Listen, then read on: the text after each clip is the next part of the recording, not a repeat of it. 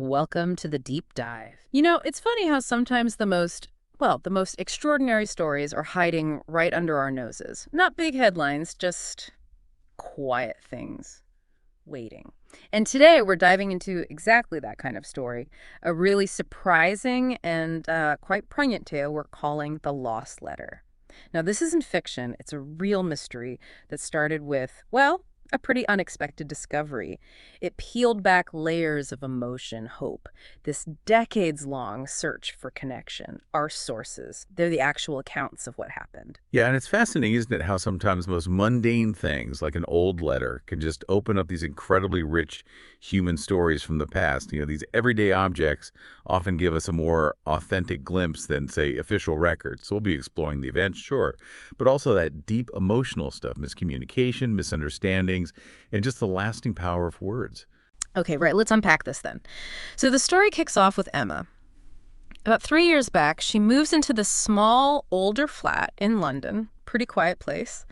And one rainy afternoon, she's doing a proper clean out in the kitchen, and she finds something. It's a small envelope, kind of dusty, yellowed, jammed right underneath the fridge. Under the fridge, that's unusual. Isn't it? It really makes you think, doesn't it? How many little bits of history, personal stories, are just tucked away, out of sight, waiting? Exactly. So she eases it out, and inside there's this handwritten letter, and the date on it is 1979. She reads the message, and honestly, it's heartbreaking. It just Yeah. says, "Dear Anna, I waited for you at the station. I thought you'd come back. I still believe we'll meet again. Always yours, Thomas." Just like that. Oh, wow. You feel it immediately, that raw emotion in his Yeah. words. And straight away, your mind just floods with questions. Who's Anna? Did she get this? Did she ever write back? Yeah. And Thomas. Yeah. Who was Thomas? If you zoom out a bit, it's such a universal story, right? That feeling of longing, of uncertainty, all captured in just a couple of lines. Absolutely. And that's precisely what hit Emma, that sadness, the mystery of it all. It instantly became this real-life detective mission for her. She just felt she had to find out what happened. So Emma starts looking for clues. And on the back of this envelope, this yellowed envelope, there's a street name, Rose Hill Avenue. She looks it up online, quick search, and it turns out it's only maybe 20 minutes away from her flat. So armed with this letter from decades ago, she heads out to find the house.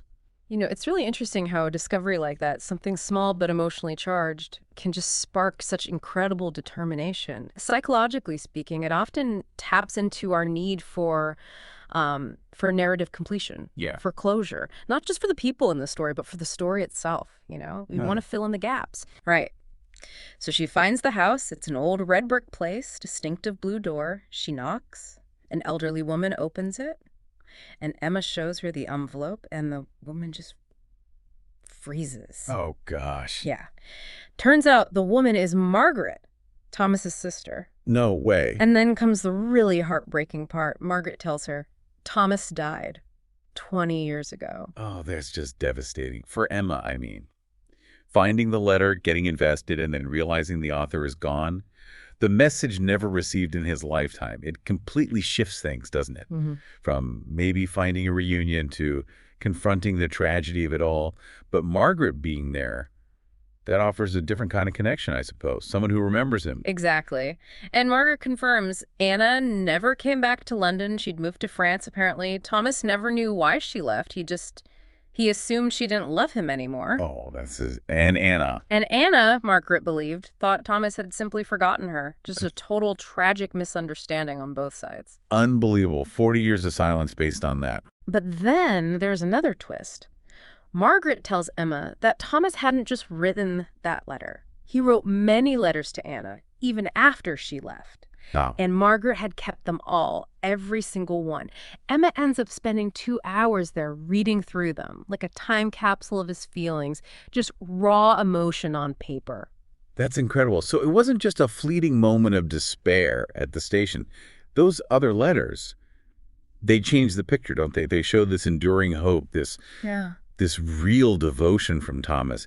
Even with the silence, the misunderstanding, it really deepens that whole theme of connection trying to persist, even when one side thinks it's completely broken. Yeah, it really does. And after reading all that, Emma felt this huge sense of responsibility. It wasn't just her curiosity anymore. She felt she owed it to Thomas and to Anna to try and bridge that gap after all those years. So she launches this full-on online search, old records, social media, public archives.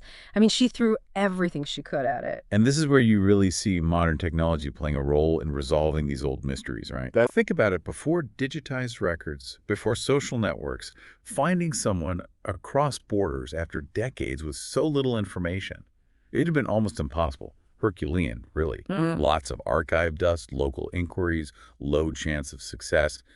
Tech just lowers that barrier so dramatically now for finding people, for reconciliation. And amazingly, she finds a name, Anna Laval, living in Nice, France. She found her. She did. Emma contacted a local library over there, explained the situation, and they managed to find an email address for a woman named Anna, now 68 years old. So Emma writes this email, tells her everything, finding the first letter, meeting Margaret, Thomas, all those lost years, the other letters. Wow. Imagine receiving that email.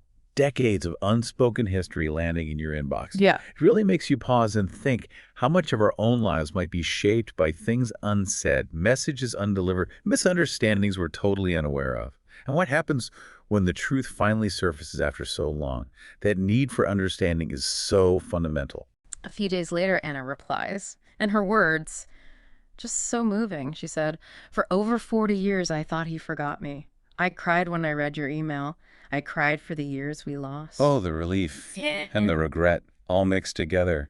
Yeah. Finally knowing. Yeah, just like that. I mean, what an incredible journey, right, when you think about it. Starts with a dusty letter under a fridge, uncovers this decades-old heartbreak, and leads to this really moving reunion of sorts. You had Anna and Margaret finally meeting, finding some emotional closure together at Thomas's grave. And Anna, she leaves the original letter there, saying maybe he didn't get this in life, but he has it now. Just like, wow. Yeah. Wow is right. And if we connect this back to the bigger picture, this story just powerfully illustrates so many things. Like you said, the enduring strength of human connection, even across decades of silence, the profound, lasting impact of messages that never arrive, but also the redemptive power of truth. Even when it comes so late, the sources really hit home with those core ideas, didn't they? Love waits, and language connects. It shows how words, even unread ones, can somehow bridge time and bring some kind of peace eventually. It's truly amazing, isn't it, how a small, lost thing like that letter can carry so much weight and lead to these huge moments of understanding and even healing. So what does this all mean for us, dear listener? Something to think about, maybe.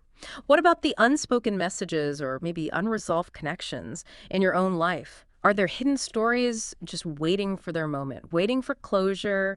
And what role could you maybe play in bringing them into the light? Thank you for joining us on this really profound deep dive into the lost letter. We hope you carry its emotional weight and its lessons with you.